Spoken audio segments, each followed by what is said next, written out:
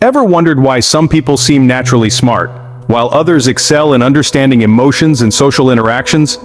That's because of two distinct types of intelligence, IQ and EQ. As we journey through the fascinating world of human cognition, we stumble upon two intriguing concepts. The first one is the intelligence quotient, often abbreviated as IQ. This is a measure of our cognitive abilities.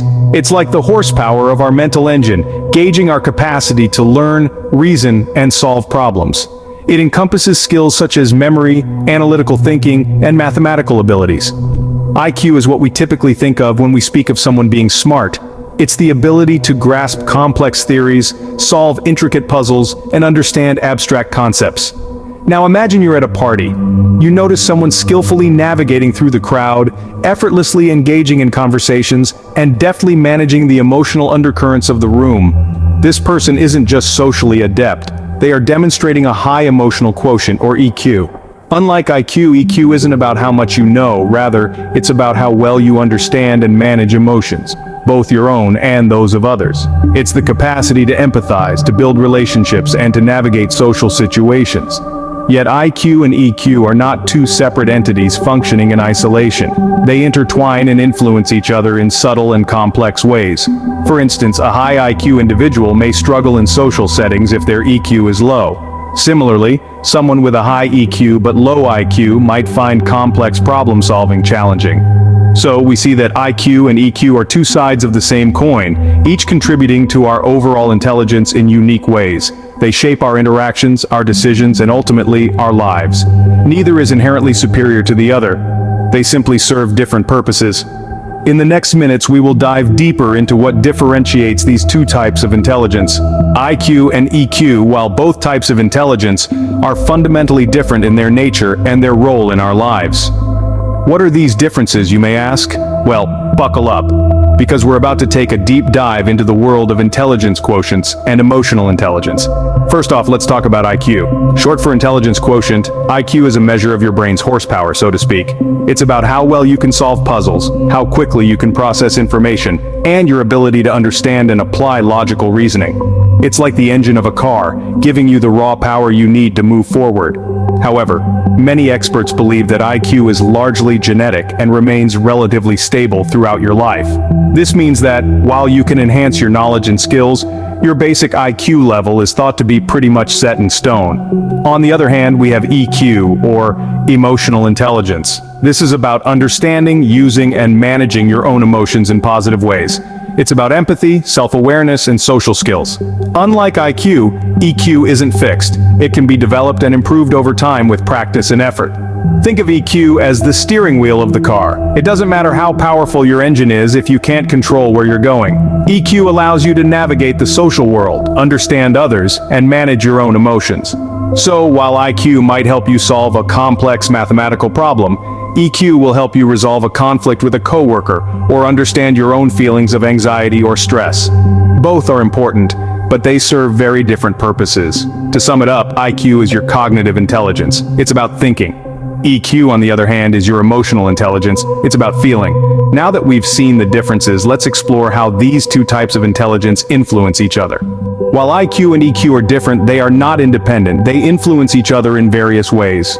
Now, let's delve into how these two types of intelligence interact and influence one another. To start, we have to understand that a high IQ can actually enhance emotional intelligence, or EQ. How so, you might ask?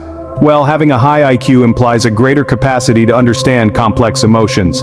This means that individuals with high IQs are more likely to comprehend the intricacies of their own emotions as well as those of others. They can decipher what they're feeling and why they're feeling it, which is a crucial aspect of emotional intelligence. Consider it this way: your IQ is like the hardware of a computer, the processing power that allows you to compute complex problems. Your EQ, on the other hand, is like the software that allows the hardware to function effectively and efficiently. It's the user interface that allows you to understand and navigate the world around you. A high IQ can enhance the software by allowing for a greater understanding of the emotional landscape. But that's not all. A high EQ can also aid in boosting IQ. This happens by fostering a better learning environment. Individuals with high EQ are adept at managing their emotions, which in turn helps them to focus better, reduces stress, and enhances problem-solving skills. It also improves their interpersonal skills, enabling them to work well in groups and learn from others. This, in turn, can lead to an increase in cognitive intelligence or IQ. To illustrate this, think of a classroom. A student with high EQ is likely to have better relationships with peers and teachers, manage stress effectively during exams, and be more receptive to feedback. These factors can contribute to a more conducive learning environment, which can then lead to improved academic performance and an increase in IQ. So, IQ and EQ are not mutually exclusive but rather complementary. But what factors influence these types of intelligence? Numerous factors shape our IQ and EQ, ranging from genetics to our environment. Let's delve into these influences and how they mold our intellectual and emotional intelligence. Firstly, genetics play a significant role in determining our IQ. Our intellectual capacity is largely inherited, with studies suggesting that up to 50% of our IQ is based on our genes. This genetic lottery dictates our potential for learning, problem-solving, and reasoning. It's like being dealt a hand of cards in a game, but remember, it's how we play those cards that truly matters. In contrast, our EQ, or emotional intelligence, is more susceptible to the influence of our environment. Our upbringing, social interactions, and experiences significantly shape our ability to understand, use, and manage our own emotions, as well as those of others. For instance, a nurturing and emotionally secure upbringing can foster high emotional intelligence. Similarly, positive social interactions and experiences can further enhance our EQ. However, it's important to note that while our genes may set the stage, it doesn't mean they're the entire play. Environmental factors can also impact our IQ. For example, a stimulating learning environment during our early years can boost cognitive development and potentially raise our IQ. On the flip side, our EQ is not entirely at the mercy of our environment.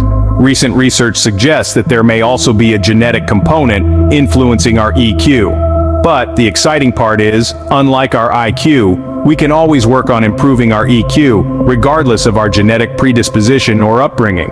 So, while some factors shaping our IQ and EQ are beyond our control, we have the power to improve our emotional intelligence. By understanding and managing our emotions better, we can navigate life's ups and downs more effectively. Remember, it's not just about being smart in the traditional sense, it's about being emotionally smart too. Understanding these factors can help us improve our emotional intelligence and, in turn, our overall life success. In the end, neither IQ nor EQ is superior. They both play crucial roles in our lives. As we've journeyed through the fascinating concepts of intelligence quotient and emotional quotient, we've discovered that these two elements, though different, are both vital to human success. Let's take a quick recap. IQ, or intelligence quotient, is your cognitive ability. It's about logic, reasoning, and problem-solving skills. It's the score you get on that test that measures your mathematical aptitude, your verbal skills, your spatial awareness. It's a number that can predict academic performance and job performance to a certain degree. On the flip side, EQ, or emotional quotient, is about empathy, self-awareness, and managing emotions. It's your ability to read the room, to understand what someone's feeling even if they're trying to hide it, to control your own emotions in high-stress situations. EQ is less quantifiable than IQ, but its effects are just as real. Both of these elements are influenced by a multitude of factors. Genetics, environment, upbringing, education, personal experiences, they all play a part in shaping our IQ and EQ. And it's important to remember that while we might not have control over all these factors, we do have the ability to learn, to grow, and to improve. In the grand scheme of things, having a high IQ but a low EQ, or vice versa, can lead to imbalances. It's like trying to ride a bicycle with one pedal. You might move forward, but it's going to be a lot harder and less efficient. Maintaining a balance between IQ and EQ is key to personal and professional success. It's about being smart, yes, but also about being emotionally intelligent. It's about solving complex problems, but also about understanding complex emotions. It's about knowing the facts, but also about understanding people. Remember, intelligence is not just about how much you know, but also about how well you understand and manage your emotions and those of others.